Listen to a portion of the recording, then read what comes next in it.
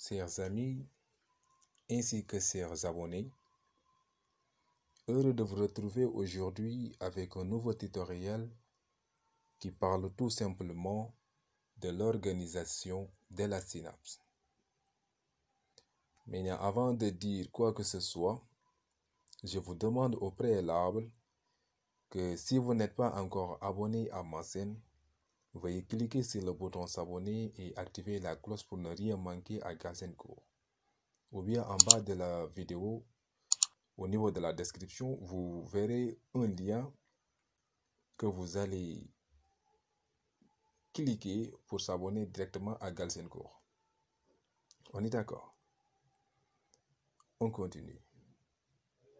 C'est ça le schéma de la synapse. Maintenant, comme son nom l'indique, la synapse n'est rien d'autre qu'une jonction neuronorique, c'est-à-dire une jonction entre deux neurones. Ici, on a représenté ces deux neurones sous forme d'éléments. Un élément, et ici on a le deuxième élément.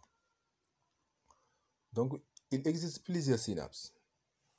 On a la synapse autant pour moi, neuroneuronique. On a aussi la synapse axo-axonique. On a aussi la synapse axodendrique, etc., etc., axosomatique, voilà. Si on dit la synapse axodendrique, c'est la jonction entre un axone et un dendrite. Si on dit une synapse axo-axonique, c'est-à-dire une jonction entre deux axones. Cette fois-ci, on va parler de la synapse neuroneuronique, c'est-à-dire la jonction neuroneuronique, c'est-à-dire la jonction entre deux neurones. Maintenant, une synapse est constituée de deux éléments. Ici, on a un élément et là, on a aussi un deuxième élément. Ici, on a un élément présynaptique et ici, on a un élément postsynaptique. Ces deux éléments-là sont séparés par une fente qu'on appelle fente synaptique. C'est l'espace qui sépare ces deux éléments-là. Cet espace est là. Cet espace-là, c'est cet espace qu'on appelle fente synaptique. L'élément-là est appelé l'élément présynaptique et cet élément-là est appelé élément postsynaptique. Maintenant, comment différencier ces deux éléments-là? Retenez-vous bien que le bouton synaptique qui est là, le bouton synaptique est en même temps appelé élément présynaptique.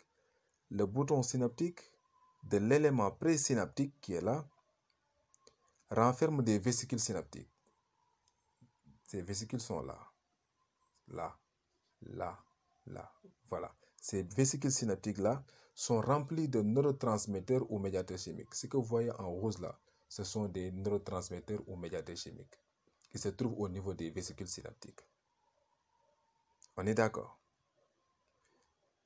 C'est ça l'élément présynaptique.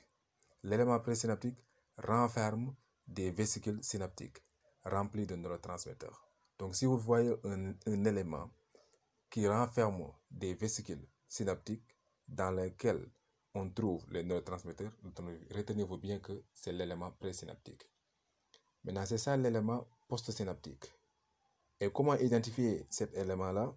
On nous dit que la substance de l'élément, la membrane de l'élément postsynaptique est constituée de récepteurs spécifiques aux médiateurs chimiques ou aux neurotransmetteurs. C'est l'élément postsynaptique qui contient les récepteurs spécifiques. C'est ça les récepteurs. Récepteurs spécifiques. Spécifiques par rapport à quoi? Spécifiques aux neurotransmetteurs. Ce que vous voyez en rouge là, ce sont des neurotransmetteurs. Ils vont se fixer au niveau de ces récepteurs-là. Donc, ces récepteurs sont spécifiques aux neurotransmetteurs. N'est-ce pas? Donc, l'élément postsynaptique contient tout simplement les récepteurs spécifiques. C'est ça. C'est ce qui différencie ces deux éléments-là. Donc, c'est ça l'organisation de la synapse. L'élément présynaptique renferme les vésicules Golgi, les vésicules synaptiques autant pour moi, remplis de neurotransmetteurs. L'élément postsynaptique contient les récepteurs spécifiques aux neurotransmetteurs. Si vous voyez ce schéma, les neurotransmetteurs quittent l'élément présynaptique pour aller se fixer au niveau des récepteurs qui se trouvent sur l'élément postsynaptique. Et ces deux éléments-là sont séparés par une fente synaptique. C'est ça. Donc c'est ça l'organisation de la synapse. Si vous voyez ici, ce texte-là résume l'explication que je viens de détailler. D'accord. Une synapse est une jonction neuroneuronnique, c'est-à-dire entre deux neurones. Une synapse est constituée de deux éléments, présynaptique et postsynaptique, séparés par une fente synaptique. Fente synaptique, c'est l'espace qui sépare les deux éléments, présynaptique et postsynaptique. On est d'accord? Le bouton synaptique, rempli de neurotransmetteurs ou médiateurs chimiques. Si vous entendez neurotransmetteurs, c'est la même chose que médiateur chimique. Maintenant, la membrane de l'élément postsynaptique est constituée de récepteurs membranaires spécifiques aux médiateurs chimiques. Retenez-vous bien aussi que les médiateurs chimiques sont variés. Je parlais de médiateurs chimiques ou neurotransmetteurs qui se trouvent au niveau des vésicules synaptiques. Maintenant, retenez-vous bien que les médiateurs chimiques sont variés. Il y a plusieurs médiateurs chimiques. On distingue l'acétylcholine, l'adrénaline, la sérotonine, la dopamine et la GABA. Ça, ce sont des neurotransmetteurs. L'acétylcholine, l'adrénaline, la sérotonine, la dopamine et la GABA. Maintenant, retenez-vous bien que le neurotransmetteur est synthétisé au niveau du corps cellulaire. Vous l'avez appris. Au niveau du neurone, le corps cellulaire. On est d'accord.